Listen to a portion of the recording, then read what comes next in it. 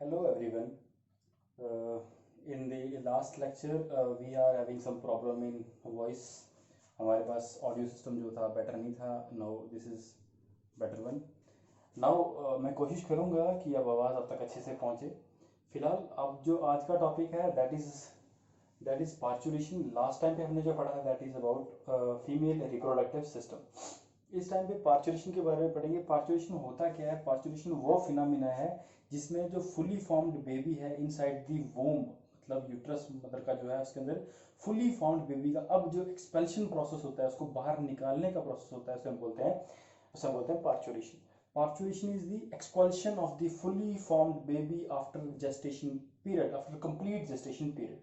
जब gestation period complete हो जाता है, ऑटोमेटिकली वहां पे फीटस की वजह से ही क्या होता है, फीटस खुद से एक फोर्स डेवलप करता है कि अब मुझे यहाँ से बाहर निकलना है. उसे हम बोलते हैं पार्चुरेशन. मेनली पार्चुरेशन जो होता है it takes about 9. Gestation period जो होता है 9.5 मंथ का होता है. अप्रॉक्स आप कह सकते हैं 280 डेज का होता है. ठीक है. अब देखोगे इसमें कुछ मैकेनिज्म्स होते हैं. पहला मैकेनिज्म जो इसमें आता है वो ये है कि ये कुछ न्यूरो एंडोक्राइन क्या होते हैं, न्यूरो एंडोक्राइन मैकेनिज्म्स की वजह से पार्चुरेशन होती है. क्या होता है कि जो हमारा डेवलपिंग फीटस है, डेवलपिंग फीटस क्या है, कुछ हार्मोन्स को रिलीज करता है जिसे हम बोलते हैं cortisol hormones. Cortisol hormones from its adrenal gland, अपने एड्रिनल ग्लैंड से कुछ हार्मोन को रिलीज करता है डेवलपिंग बेबी, से हम बोलते हैं कॉर्टिसोल हार्मोन. नीट वगैरह में क्वेश्चन पूछा जाता है कि cortisol hormone mainly adrenal gland के कौन से पार्ट से रिलीज हो रहा है. तो आप ये कह सकते हैं कि एड्रिनल कॉर्टेक्स के जोना फेसिकुलेटा से क्या रिलीज होता है, कॉर्टिसोल हार्मोन रिलीज होता है, which is mainly responsible for what, causing पास्चुरेशन.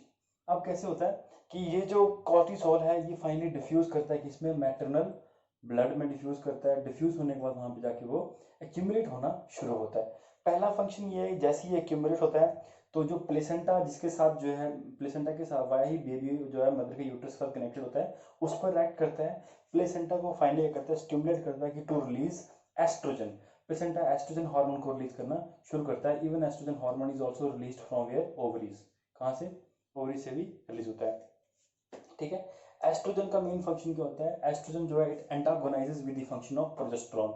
पीछे यहाँ पढ़ा था हमने कि जैसे ही हमारा जो ग्राफिन फॉलिकल रिलीज होता है, सिंपल जो ओवरी से जो सेकेंडरी साइट है वो रिलीज होता है, तो पीछे बचा हुआ पार्ट इसको बोलते हैं ग्राफिन फॉलिकल, विच रिलीज प्रोजेस्टेरोन. और कॉर्पस एल्बी को बोलते हैं, इसको कॉर्पस ल्यूटियम कहते हैं, विच रिलीजेस प्रोजेस्टेरोन, जो कॉजेज क्या करता है, रिलैक्स मसल्स जो यूट्रस के उनको रिलैक्स करना शुरू करता है सो दैट बेबी जो है इम्प्लांट हो सके. लेकिन जैसे ही क्या होता है कि ये कॉर्टिसोल रिलीज होता है, एस्ट्रोजन जो फंक्शन करता है, एस्ट्रोजन का बिल्कुल अपोजिट फंक्शन है प्रोजेस्टेरोन के, वो अब प्रोजेस्टेरोन के एक्शन को इनहिबिट करना शुरू करता है. मींस कहीं ना कहीं वो रिलैक्सिंग एक्शन को रोक रहा है of the progesterone. And finally it causes vigorous contraction of the uterus. Uterus के जो मायोमेट्रियम है, स्मूथ मसल्स, उनकी कॉन्ट्रैक्शन करना शुरू करता है. एक बार उनकी कॉन्ट्रैक्शन होना शुरू होगी तो फाइनली क्या होता है, यूट्रस के जो बेबी है, डेवलपिंग बेबी पे एक फोर्स लगना शुरू हो जाती है. दूसरा फंक्शन जो एस्ट्रोजन होते हैं, एस्ट्रोजन का फंक्शन होता है कि ये इंड्यूस कराता है एक्सप्रेशन ऑफ ऑक्सीटोसिन रिसेप्टर्स. देखो जो यूट्रस की वॉल्स हैं, यूट्रस की वॉल्स के ऊपर फाइनली क्या होता है, एस्ट्रोजन हार्मोन ऑक्सीटोसिन जो है इसके रिसेप्टर को इंड्यूस करवाता है, तो फाइनली ऑक्सीटोसिन वहां पे आके बाइंड होना शुरू होता है. And we all know that oxytocin is known as birth hormone. क्या बोलते हैं इसको? बर्थ हार्मोन बोलो आप, और लव हार्मोन बोलते हैं, जो फाइनली बर्थ करवाने में हेल्पफुल होता है. ऑक्सीटोसिन का एक काम होता है कि यूट्रस की कॉन्ट्रैक्शन करना शुरू कर देता है. यूट्रस की कॉन्ट्रैक्शन हो गई, एक बार शुरू हो गई तो यूट्रस फर्दर खुद ही क्या करता है, इंड्यूस करता है पॉजिटिव फीडबैक से, किसको? ऑक्सीटोसिन को. यूट्रस बार बार ऑक्सीटोसिन को रिलीज करवाना शुरू करता है सो दैट पास्चुरेशन का जो टाइम है इसी टाइम पे जो है बेबी की डिलीवरी हो जाए. पास्चुरेशन जो है ज़्यादा लंबे समय तक एक्सटेंड ना करे, प्रॉब्लम्स हो सकती हैं इसकी वजह से. फाइनली अब क्या हो रहा है कि यूट्रस की कॉन्ट्रैक्शन हो रही है, उसकी वजह से क्या हो रहा है, फाइनली प्लेसेंटा जो है यूट्रस की कॉन्ट्रैक्शन के टाइम में प्लेसेंटा एक चीज और काम कर रहा है, that is it releases prostaglandins. Prostaglandin को रिलीज करने का काम भी कौन कर रहा है? प्लेसेंटा. लेकिन किसके इफेक्ट में? ऑक्सीटोसिन के इफेक्ट में. और प्रोस्टाग्लैंडिन जो होता है it is a pain sensing molecules, मतलब पेन को सेंस करवाने वाला मॉलिक्यूल है. तो फाइनली क्या हो रहा है, प्रोस्टाग्लैंडिन की वजह से स्मूथ मसल्स जो है यूट्रस के और ज़्यादा विग्रसली कॉन्ट्रैक्ट हो रहे हैं, और यहाँ पे डेवलप हो रही है कुछ पेन्स, ने बोलते हैं लेबर पेन. क्या कहते हैं? Labour pain.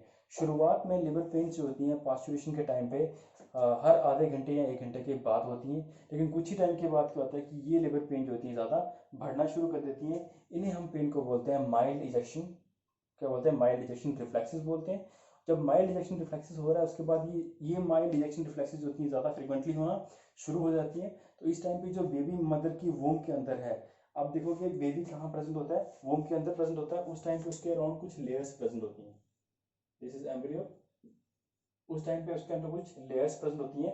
तो ये जो लेयर्स हैं ये लेयर्स रप्चर करती हैं और बेबी जो है आउटसाइड द बॉडी आना शुरू हो जाता है। लेयर्स जो है एक बार रप्चर करना शुरू कर जाती हैं तो साथ में हम ये भी जानते हैं कि प्लेसेंटा भी अटैच होता है। तो पहला जो उसमें यहाँ पे स्टेज आती है इसको बोलते हैं क्या, इसको बोलते हैं एक्सपल्शन। बेबी पहले बाहर निकलेगा। ये एक्सपल्शन का टाइम जो होता है पास्चुरेशन में सिर्फ 20 से 1 घंटे का होता है। हो गया तो ठीक है, अदरवाइज जो है प्रॉब्लम हो सकती है।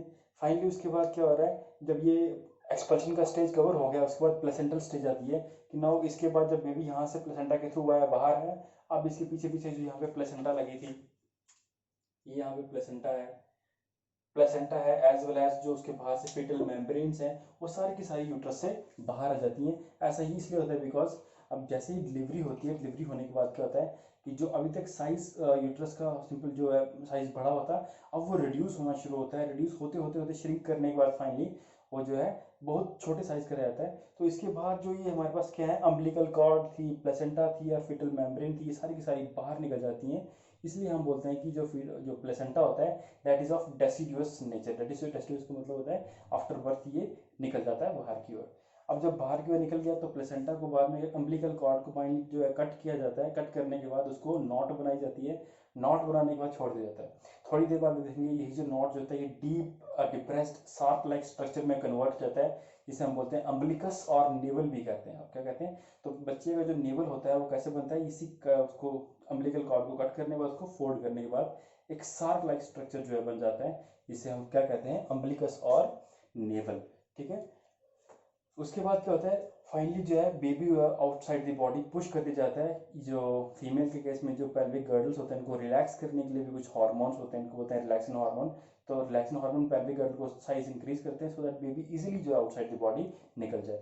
अब जब बेबी आउटसाइड द बॉडी निकलेगा तो सबसे पहले वो कहाँ से, वाया सर्विक्स एंड वेजाइना ही निकलेगा। इसीलिए मैंने कहा था आपको कि cervix and vagina are also known as birth canals. और फाइनली वो बेबी जो है हेड के रास्ते पहले, मतलब पहले बेबी का हेड निकलेगा उसके बाद बेबी जो है बाहर आएगा।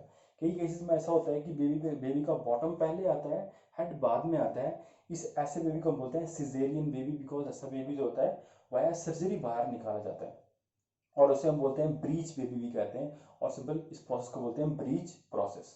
ओके, तो ये हो गया ऑल अबाउट पार्चुरेशन। पार्चुरेशन के बाद जो है, parturition is controlled by 2 types of hormones. पहला हार्मोन होता है ऑक्सीटोसिन, दूसरा होता है रिलैक्सिन।